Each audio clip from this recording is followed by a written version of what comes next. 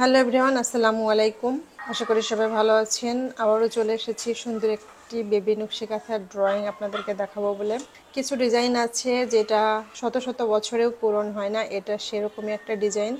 আসলে ডিজাইনটার নাম আমার জানা নেই। আপনাদের যদি কারোর এই ডিজাইনের নাম জানা থাকে অবশ্যই কিন্তু কমেন্টে জানিয়ে যাবেন। এই ডিজাইনটি আঁকার জন্য প্রথমে আমাকে যেটা করতে হবে, কাঁথার চার সাইডে আমি আগে 1 ইঞ্চি পরিমাণ জায়গা রেখে দাগ কেটে নিয়েছি। চওড়া দিকে 6 ইঞ্চি পরপর মার্ক করে নিচ্ছি উপরের দিকে। তো এইভাবে করে পুরো কাঁথাতে 6 ইঞ্চি পরপর মার্ক করা হয়ে গেলে মার্ক বরাবর স্কেলের সাহায্যে দাগ কেটে নিলাম। লম্বা দিকে দাগ কাটবো, তার জন্য এই যে প্রথম যে দাগটা আছে, দ্বিতীয় যে দাগটা আছে, এই দাগে প্রথমে আমি 3 ইঞ্চিতে একটা দাগ কেটেছি। তারপর এই 3 ইঞ্চি পরে গিয়ে আবার 6 ইঞ্চি পরপর দাগ কেটে নিয়েছি। প্রথমে নিতে হবে, এই বিষয়টা খেয়াল রাখবেন। প্রথমবার আমি নিয়েছি 3 ইঞ্চিতে, তারপর আমি 6 ইঞ্চি পরপর দাগ কেটে নিচ্ছি।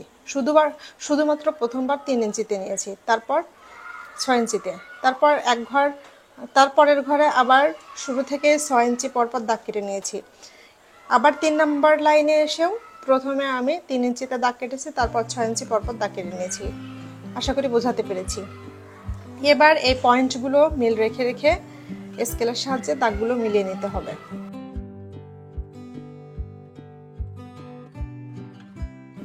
এই যে প্রথমে একটা লাইনে 3 ইঞ্চিতে দাগ কেটে তারপর 6 ইঞ্চি পরপর আবার পরের লাইনে হচ্ছে শুরু থেকেই 6 ইঞ্চি পরপর দাগটা কেটে নিলে এরকম বরফি আকৃতির কিছু ঘর তৈরি হবে। তো পুরো কাঁথাতে যখন বরফি আকৃতির এই ঘরগুলো তৈরি হয়ে যাবে,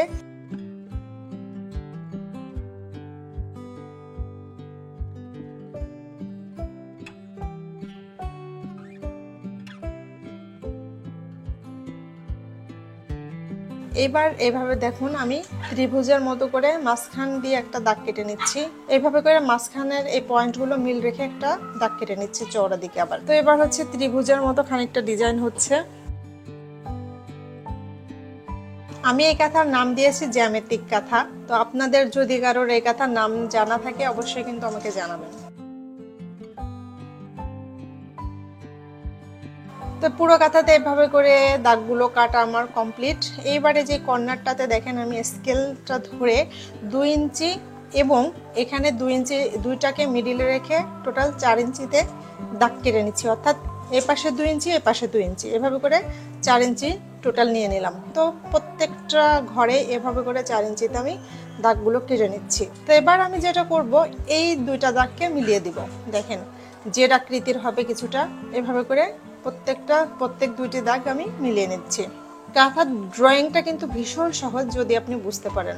আর আসলে এই ডিজাইনটা এত ভালো লাগে যে শত বছরেও ডিজাইনটি পূরণ হচ্ছে না, আর যে দেখবে সে কিন্তু এই ডিজাইনটা মাশাআল্লাহ পছন্দ করতে বাধ্য।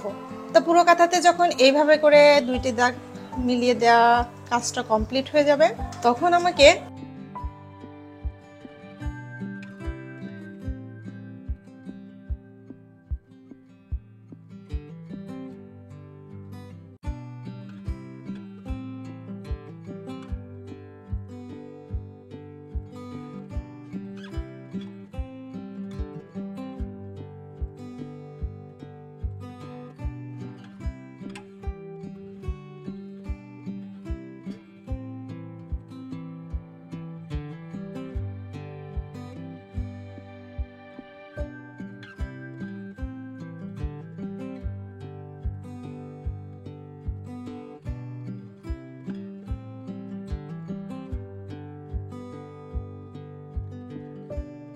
আবার পাশের এই দুইটি দাগকেও মিলিয়ে দিতে হবে। সেম পদ্ধতিতে আমি পাশের এই দুইটি দাগও মিলিয়ে দিচ্ছি অপর দিকের।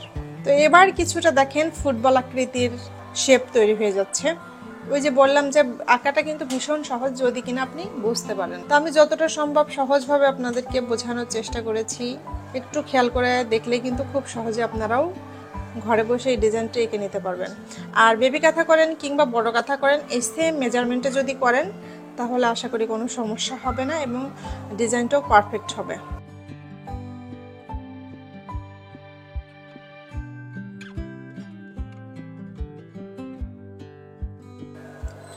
পুরো কাঁথাতে কিন্তু আমার দুই পাশ থেকে এভাবে করে দাগ দুইটি মেলানো কমপ্লিট হয়ে গেছে।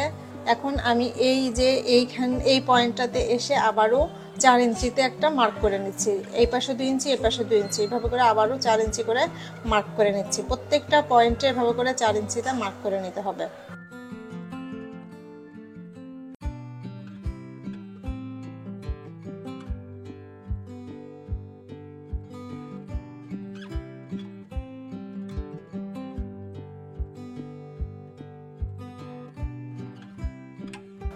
তো পুরো কাঁথাতে এভাবে করে আবার মার্ক করা শেষ হয়ে গেলে এবার যেটা করতে হবে, এই যে 2টা দাগ দেখতে পাচ্ছেন, এই 2টা দাগকে জাস্ট মিলিয়ে দিতে হবে। ক্রস সিস্টেমে এখানে মিলিয়ে দিলেই তৈরি হয়ে যাবে কিন্তু ফুলের ডিজাইনটা।